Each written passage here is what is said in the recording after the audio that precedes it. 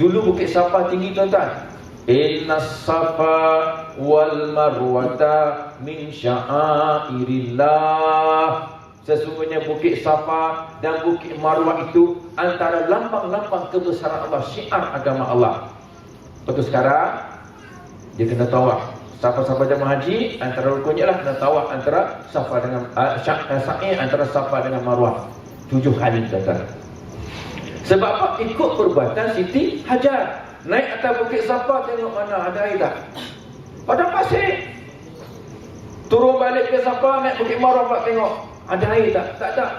1, 2, 3, 4, 5, 6, 7 tuan-tuan. Pengorbanan seorang ibu untuk selamatkan anak dia. Tuan nak tanya, siapa yang pernah patah tangan, patah kaki, patah apa, bukan patah hati ya, patah tulang rusuk ke masa dilahirkan ibunya? Siapa pakat tangan? Ada tak? Hebat. Sabar seorang ibu kan, melahirkan seorang anak dengan penuh kesabaran. Sebab tu yang boleh melahirkan anak ibu saja, bukan bapa, kan? Sebab ibu, Tuhan anugerahkan ibu ni penyabar, sabar. Bayangkan bapak yang tak sabar, kan? Orang tengah ada pongoh tu bengkeng, pongoh bengkeng, cepat marah. Laki-laki ni macam tu, sebab dia tak sabar laki-laki ni. Perempuan, saya rasa kalau dianugerahkan, dibolehkan laki-laki melahirkan anak, ada yang tercabut sendi, patah kaki, tercabut kepala, tak sabar. Orang perempuan ni naik sabar. Dia kata push. Dia kata pull, dia pull. Contoh. Dia sabar sampailah keluar tersebut. Sikit lagi dia pun push lagi, tuan-tuan. Sikit lagi keluarlah baby. Dia pun senyum, dia pun tidur, tak larat. Bapak kata tak boleh. Keluar kau sikit. Besok ni rugby tu tak? Kamu tengok rugby ni. Lambat-lambat tarik.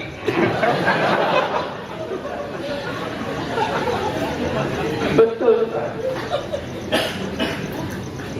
Menyusu, ibu memberi minum pada anaknya, sabar. Sebab tu ibu-ibu semua dan bakat-bakat ibu lah yang di sini buat macam Siti Hajar, seorang ibu yang sabar, isteri yang sabar atas dugaan Allah. Sebab ini semua kehendak Allah. Dia tahu ini kehendak Allah. Sabar seorang ibu memberi minum pada anaknya naik atas bukit.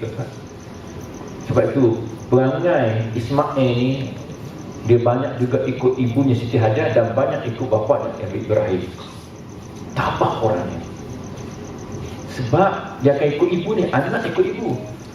Hatta waktu menyusu pun ikut ibu. Orang kita dah berbuat, ya Allah, anak nyusu menetek kan, menetek dada sendirilah, dada bagi. Tapi budak tu dah agak-agak terlena tidur, dia pun tak pergi kat dapur masak kan. Dah masak-masak, wah, nangis lagi. Wah. Ambil tak, ambil. Pagi lagi dah nampak tertidur je, tak nak dimasak. Wah, nangis lagi. Ambil. Cukup lagi. Anak keluar ni di pongoh kan. Itu yang anak, kadang-kadang anak derhaka kat mak kadang-kadang. Sebab mak bagi rezeki pada anak tak ikhlas. Aku buat kerja lain tak boleh, nanti dengan pokmu tak boleh. Kacau lah, tak ikhlas. Dia buat juga tapi tak ikhlas. Lahirlah anak yang tak ikhlas jaga mak. Itu yang 10 orang nak kena jaga mak. Kadang-kadang membuat sebab mula dengan mak kadang-kadang. Sebab tu mak kena ikhlas. Ini anugerah Allah. Perintah Allah, lahir anak, susukan dengan susu ibu 2 tahun. Kalau tak dapat pun susu elok-elok dengan penuh keikhlasan. Ya anak pula, isaplah dia isap anak. Nak isap satu boleh, kiri kanan boleh, kalau tak salah. Kata begitu. Pengorbanan seorang ibu dan juga isteri dan sebuah keluarga. Mungkin seorang bapa, seorang suami, semua dengan kehendak Allah kata. Nabi Ismail bila dia besar tak pernah buat. Kata bapaknya, wahai anakku, aku bermimpi Inni ra'aitu fil manami anni azbahu fanzur ma tara. Hei anakku, aku bermimpi malam tadi aku menyembelih kamu. Mimpi sembelih anak. Tapi Nabi Ibrahim dah tahu ini wahyu daripada Allah. Dia tanya juga anak dia, dah cuma waktu remaja anak dia dah besar. Fanzur maza tara. Apa pendapat kamu wahai Nabi Ismail? Apa kata Nabi Ismail? Dia tahu bapa dia seorang Nabi, takkanlah bapa dia akan terima wahyu yang tak betul. Mesti betul wahyu ni. Apa kata Ismail? Kalau kita Man, bapak mimpi sembelih kamu tadi macam mana? Bodoh bapak ni. Nak sendiri. Anak zaman sekarang bodoh bapak ni. Tak ada otak bapak. Otak lutut ke? Sini, kepala ni otak ni. Bukan kepala lutut. Pergi sekolah ke? Anak cakap bapak pula. Ismail tidak. Ya abati fa'al ma tu'mar satajiduni insya'allahu minas sabirin. Wahai bapakku, ya abati. Hei bapakku. Orang Arab abati ataupun abi ataupun walid, dia panggil bapak. Abati pun ia juga, abi ataupun walid. Ya abati if'al, hei bapakku, if'al, laksanakanlah ma tu'mar, apa yang telah diperintahkan ke atas kamu. Satajiduni insya'allah, InsyaAllah kamu akan dapati aku minas sabirin, daripada orang-orang yang sabar dalam melaksanakan perintah Allah. Subhanallah. Nabi Ismail pun hululah tengkuk dia. Ni, hulu tengkuk ni dia gebah kat Nabi. Nabi Ismail sendiri gebah kan. Nabi Ibrahim pun tekan dengan getuk dia, ambil pisau tuan-tuan, iris. Tuan-tuan, kata Iblis, hei Hajar, suami kamu tu bodoh, nak sembelih anak kamu sendiri. Kamu tak kesiankan anak kamu? Kamu ni bodoh juga. Mak bodoh lah kamu ni. Anak kamu kandung 9 bulan, kamu lahir dengan susah payah, kamu susukan dia. Bila dia besar, bapak kamu senang-senang sembelih anak kamu. Bodoh kamu ni, kata Iblis. Siti Hajar bertahan, ini perintah Allah. Kamu jangan kacak aku, wahai Iblis.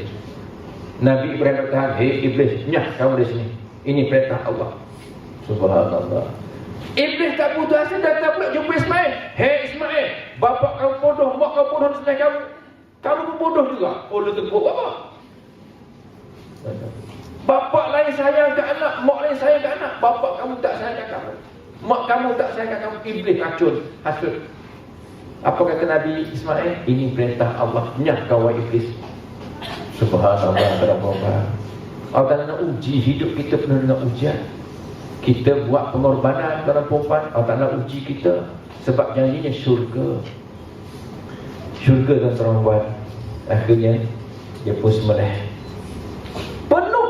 Betul-betul tuan, sembelih. Bukan main-main. Pisau dah tajam nak tuan, sembelih. Tak lut, asah lagi pisau. Sembelih tak lut, asah lagi pisau. Sebab akan suruh sembelih. Sembelih. Dia tengok dah Nabi Ibrahim ni hebat pengorbanan. Suruh sembelih anak pun sembelih. Kita dah perempuan nak pergi ke masjid, nak pergi ke surau ataupun dalam majlis macam ni kan, anak kecil lah, saya tak dapat hadir lah, anak saya kecil lagi. Tengok sebab anak tak dapat datang ke majlis ilmu, katakanlah, bawa lah anak, tak ada masalah. Bawa dah sini datang, tak sini, tak masalah. Okey, saya jaga dia, tak duduk situ. No problem. Allahu Akbar. Ini orang buat sembelih anak yang sangat sayang tuan. Hajar pun reda, Ibrahim pun reda, Ismail pun reda. Dapat kibah dari syurga digantikan. Subhanallah. Inilah saya nak sentuh tentang paparan sebuah keluarga yang berkorban kerana Allah Ta'ala dengan penuh ikhlasan. InsyaAllah ada gantinya daripada Allah yang lebih baik untuk kita. Serangkapkan daripada saya. Maksudnya, bini muda, bini tua, jumpa saya round seterusnya. Terima kasih Ustaz. Mungkin Ibu boleh lagi memperlanjutkan perbincangan kita mungkin kita ada masih ada masa lagi. InsyaAllah kalau tidak silap saya, kata Ustaz, kita akan habis dalam pukul 12 Ustaz kan? Jadi kita ada masa lagi 3 jam ni insyaAllah. Jadi mungkin ibu boleh sentuh tentang soal bila kita bercakap tentang soal pengorbanan ibu, kita bercakap tentang soal dugaan dan ujian. Selalunya pengorbanan itu datang dari dugaan dan ujian. Jadi dugaan dan ujian ni kadang-kadang kita salah tafsir. Kadang-kadang dugaan tu, rasa ujian kita ni kita rasakan bahawa kenapa lah kita diberi ujian yang macam ini. Jadi mungkin kerana kira kurang fasih atau kurang mengerti tentang pengorbanan dan ujian dan dugaan yang mungkin datang daripada Allah, mungkin ibu boleh memperlanjutkan perbincangan kita. Dipersilakan ibu. Tadi Ustaz telah mendengarkan pandangan hebat bagaimana pengorbanan seorang ibu dan bagaimana ujian kepada seorang ibu yang telah diuji Allah dengan begitu hebat sekali. Tapi kita sekarang, kita tak ada berkorban untuk anak kita dengan semacam mana yang Siti Hajar lakukan. Tapi kita haruslah berkorban semacam yang kita mampu. Kemudian ujian. Ujian tu kadang-kadang kita salahkan kepada Allah. Kenapa Allah kasih aku begini nasib begini? Apa dosa aku? Kenapa aku ada yang menerima dugaan yang begini sedangkan orang lain tidak? Ujian itu adalah satu nikmat daripada Allah SWT untuk hidup kita. Kalau kita dapat nilaikan apa itu ujian. Ujian itu adalah untuk menguatkan semangat kita, untuk menguatkan keimanan kita kepada Allah SWT, dan untuk menguatkan semangat kita untuk berjuang memperbaiki diri kita, anak kita dan seterusnya kepada kaum muslimin dan muslimah sekalian. Tanpa dugaan, tanpa pengorbanan, kita tak tahu apa arti hidup. Kalau you tak struggle, you tak tahu apa arti hidup. Kalau Allah tak beri kita ujian dengan kesusahan, kita tak tahu apa arti susah. Kita hanya hidup dengan senang-senang. Mata saya jadi ujian, macam-macam ujian. Macam-macam, kalau saya nak bayangkan, mungkin mata saya menjadi. Tapi saya ingat satu je. Ini semua ujian dari Allah untuk diri saya. Ujian dari anak, ujian dari suami, ujian dari jiran tetangga, ujian dari kawan. Saya terima dengan hati dan tenang. Walaupun kadang-kadang dalam hati berontak. Kerana saya juga manusia biasa. Saya bukannya lagi yang menerima ujian. Kita manusia biasa. Lagi Allah Ta'ala beri kita ujian, maknanya tu dia nak meningkatkan keimanan kita. Kita harus menerima ujian tu dengan penuh ketenangan dan kesabaran, dan kita memohon kepada Allah SWT supaya kita ni diberi kesihatan dan kesejahteraan dan dapat kita menempung segala ujian itu dengan tenang. Macam mana cara kita nak menenang fikiran kita? Kita duduk, kita kaji balik sejarah hidup kita, dan kita tanya diri kita sendiri, hisap diri kita sendiri, apa yang telah kita lakukan. Mungkin ujian itu nak menebus segala dosa-dosa yang telah kita lakukan. Kita tak sadar. Kita zaman muda, saya pun muda dulu, tersayat hati kita bila kita rasa anak kita telah mengecewakan hati kita. Kita sebagai seorang ibu tidak mengharapkan wang ringgit, dan kita harapkan adalah supaya kita menjadi anak yang baik, anak yang mendengar kata. Tapi duduk di suria,